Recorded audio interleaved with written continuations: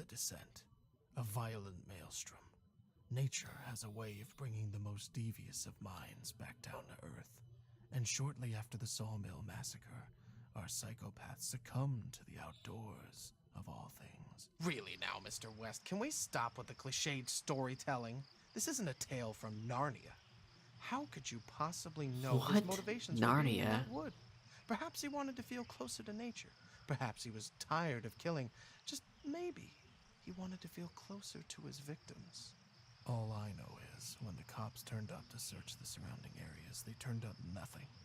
And this was a place right out in the middle of nowhere, so it wasn't like he could have gone far.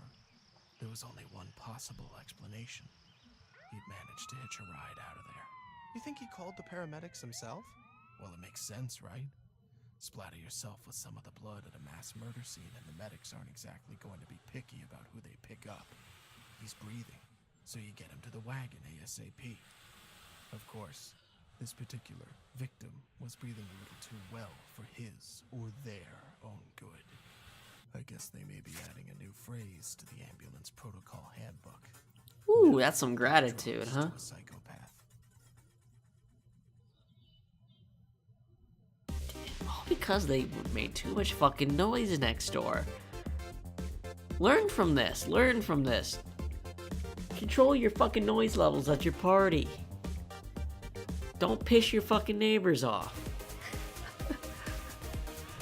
Pool party. Now this is pretty much the same as the other rooftop level, except instead of a dance floor, they got a pool. And a lot of your strategy is going to be similar.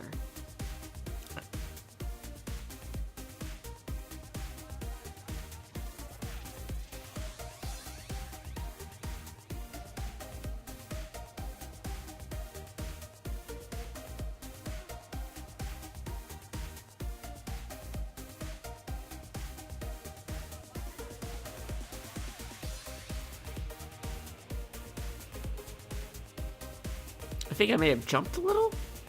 I think I did. I think I did a little of a cut into this one because this run does run a little while, and I wanted to, and this is a run that won't work out, but it should give you some ideas on the way things are done, and then you'll see the second run goes very fast.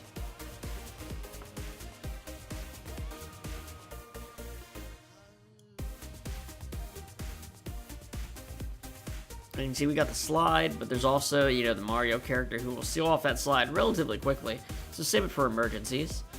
You have these holes in the rooftop that are good for dropping people off.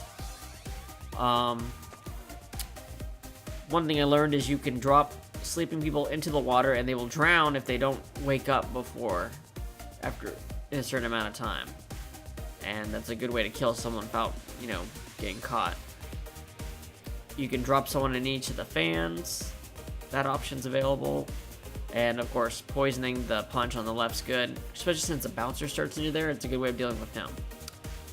If you start the Congo line with the DJ, you'll bring in like 15 more people that you wouldn't have to kill otherwise. You can get a higher score, but it's more difficult.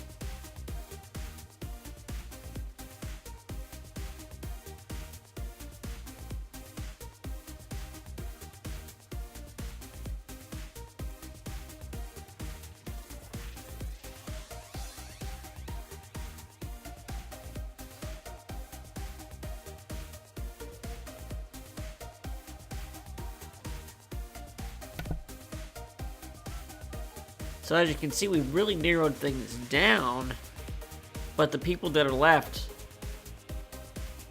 they're annoying as hell. They will not get into an area where it's safe to kill them. They stick together, and they're always within line of sight and closer to a phone than I can grab them. So I kind of have to just wait until they finally wander into the areas I want them to. I started taking a couple of risks by closing in the area of kill, like my kill zone, basically.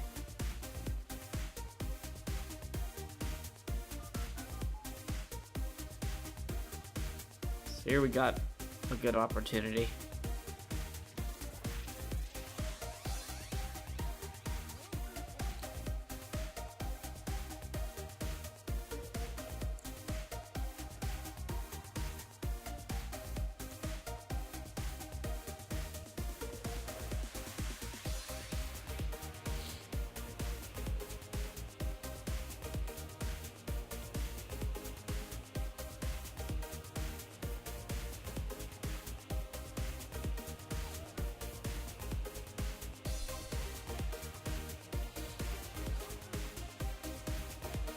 And basically, once all I've got left is the people in the pool, I know I'm pretty safe.